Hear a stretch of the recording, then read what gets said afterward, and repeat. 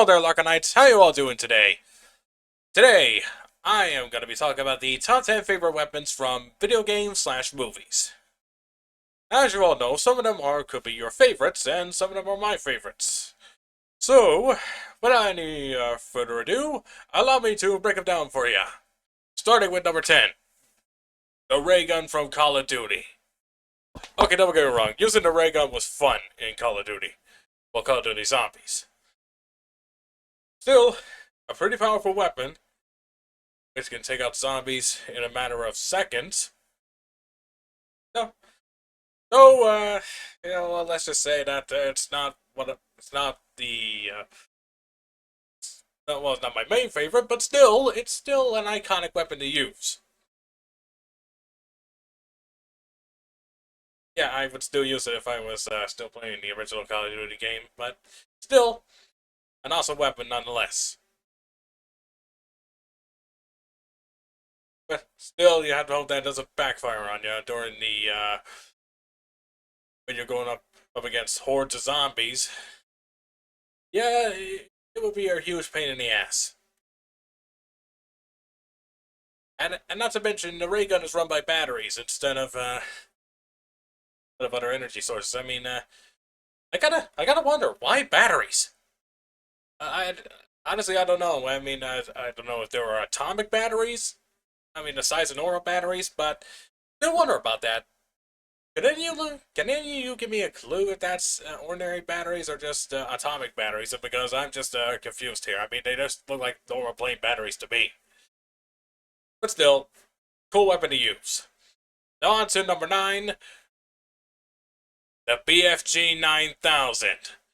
A classic weapon from Doom. Okay, I gotta confess something here. I have never played Doom. That's right, I haven't. And I don't know if I will at some point, but yeah, I'll consider it in the future, but you never know. But still, it's a pretty powerful weapon to use against demons when you're playing as the Slayer.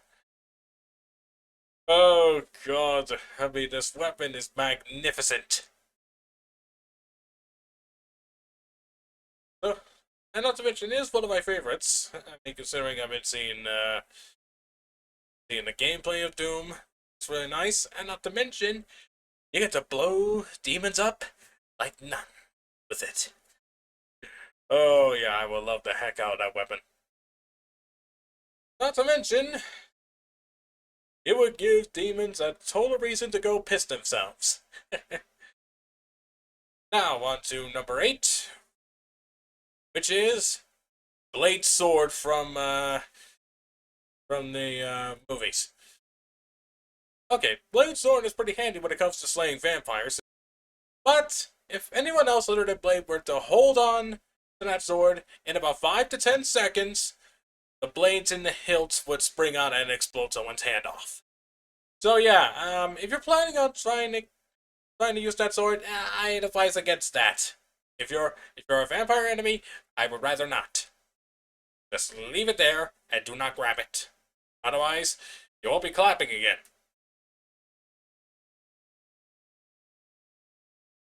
But still, it's a pretty nice weapon, and when it comes to slaying vampires, and not to mention, they look badass. Because Wesley Snipes killed it as Blade. So now on to number 7, which is Stormbreaker. Okay, Stormbreaker is one of my favorite weapons from the Marvel movies, considering that it's said to be the strongest weapon of Asgard. Not to mention, that weapon stood the full blast of 6 Infinity Stones from the Infinity Gauntlet when Thanos had the gauntlet. I honestly hate how Thor was nerfed in the Avengers Endgame movie. I mean, I get it's just to make it more cinematic and much more action, and I know that. I mean, don't get me wrong, it was one of the best movies ever, but still, I really hate when characters get nerfed. I really don't want to see them get nerfed.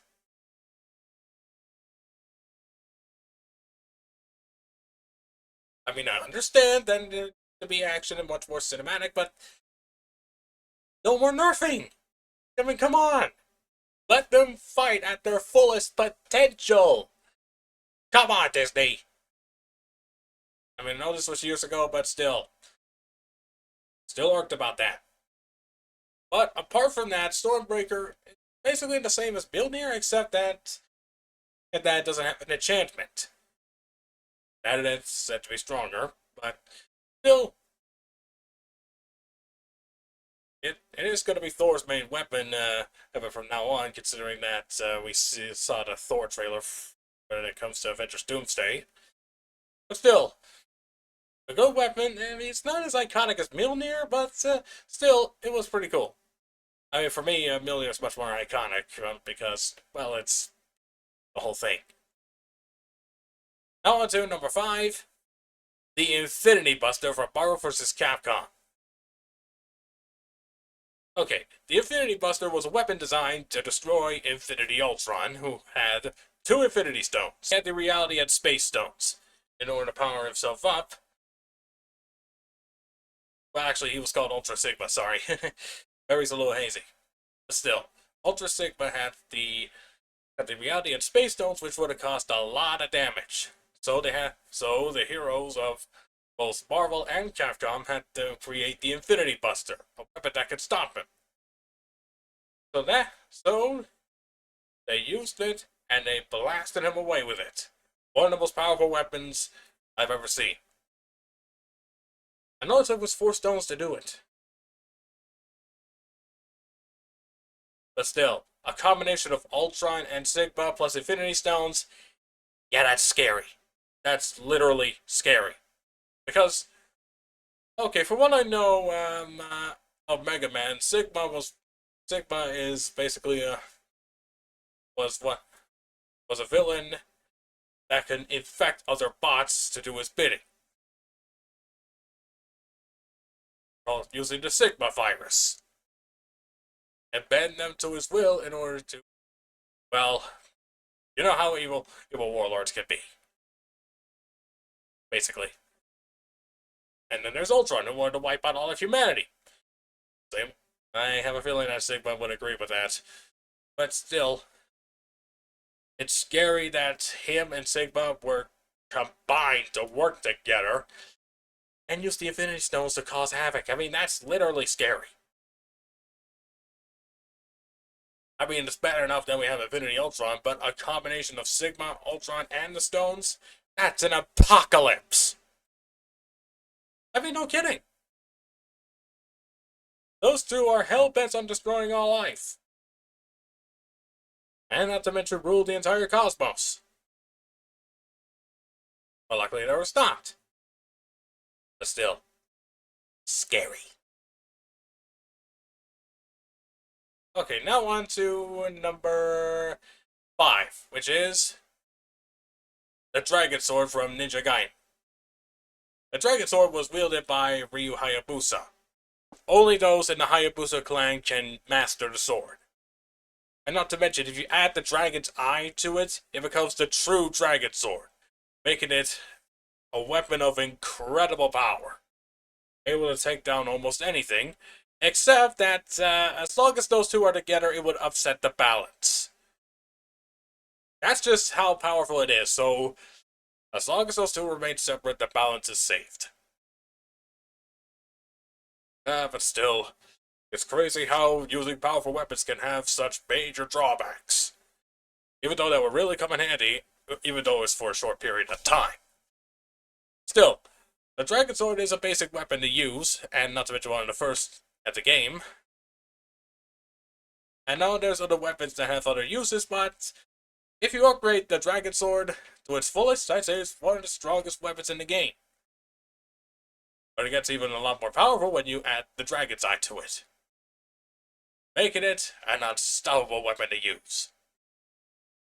And if anyone were to hold the Dragon Sword or try to wield it, well, let's just say it would overpower the user.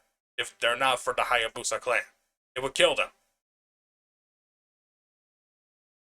Because, well, I know it's a self-defense mechanism, or is it just a thing? But still, at least no one else can try to use it for their own nefarious purposes. Well, except for Ninja Gaiden 3. Apart from that. But still, it's nuts. That a weapon that powerful can upset the balance. Still, pretty handy weapon. Now on to number 4, which is the Iron Man armor. Okay, Iron Man has had a lot of armors over the last couple of years, you know, such as the classic Mark 1, 2, 3, and not to mention, ever since the past Adventure films, the nanotech armor. Okay, don't get me wrong, I do like the designs of the nanotech armor, it's just that I mostly prefer the classic. Well, yeah, I'm a classic kind of guy. But still, the nanotech armor is pretty cool, and not to mention smart. I mean, with each armor comes with adaptabilities. Well, in case you all couldn't tell from past movies. Because, ever since, okay, you know that one scene when Iron Man was wearing the Mark II armor, and then it froze up and when it goes up to the atmosphere? Well, Iron Man made the Mark III to capitalize on that. So that way it won't happen again. And then there's the Mark VI, which was created after some time with after the events of Iron Man 2 to absorb electricity when Iron Man got hit by Thor. Every armor has its countermeasures to past encounters. So that way, Tony can adapt to other threats, which is smart. It's important to adapt, otherwise you'll fall short. My favorite armor personally is the I forgot what Mark is called. I'm gonna say the Mark. Okay, there's so many marks. Okay, the nanotech armor. I think it's called Mark 50 something. Yeah, I don't know, but still, it was pretty cool armor. Now on to number 3, which is the Murasama from Metal Gear Rising: Revengeance. It was once wielded by Jetstream Sam, one of the villains of Metal Gear Rising. Okay, it's a powerful high-frequency blade that was once originally a sword, but then it got enhanced.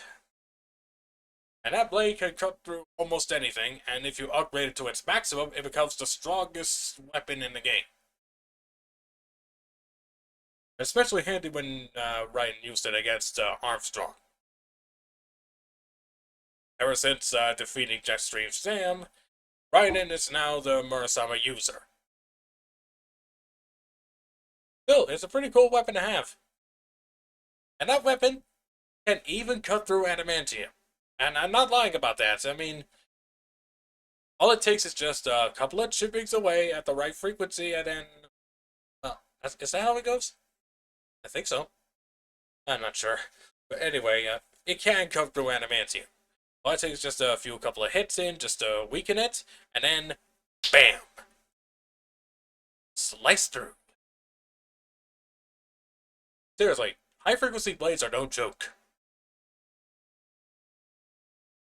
I mean, it can cut through almost anything. It's all a matter of finding the right hits in to cut through. It doesn't cut through immediately. It just has to get a few nicks in order to chip away. You get what I mean. Now on to number 2, which is Requiem. And I know it's just an ordinary pistol that's able to handle effective, but it's one of my favorite weapons to use in Resident Evil ever, because it can blow the head off any other zombies instantly. Not to mention, it can basically almost insta-kill anything. Plus, it's really hard to find the ammo for that gun. I mean, come on. It's not easy trying to find ammo for it. But still, gotta love Requiem because why not? Leon Kennedy uses it. I know Grace used it for a bit, but Jesus Christ, Leon is badass with it. Seriously, we need more guns like it. We need to see more guns like it in future Resident Evil games. I mean, come on. I would want that gun. So bad.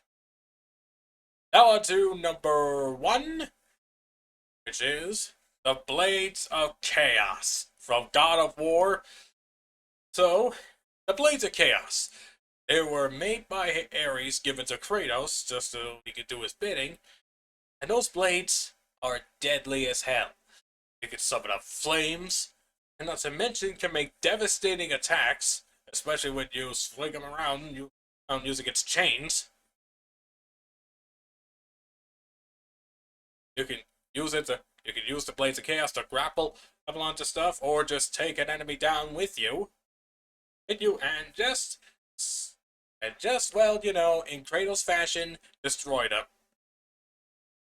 But seriously, those Blades of Chaos are iconic as hell, and God almighty, I would love to use them. No, seriously, I would. But minus, well, I would use them without the whole making a deal with the God of War part. But still, those blades are iconic, but also have a tragic backstory behind them, considering Kratos' history. You know, back before the events of going to Midgard.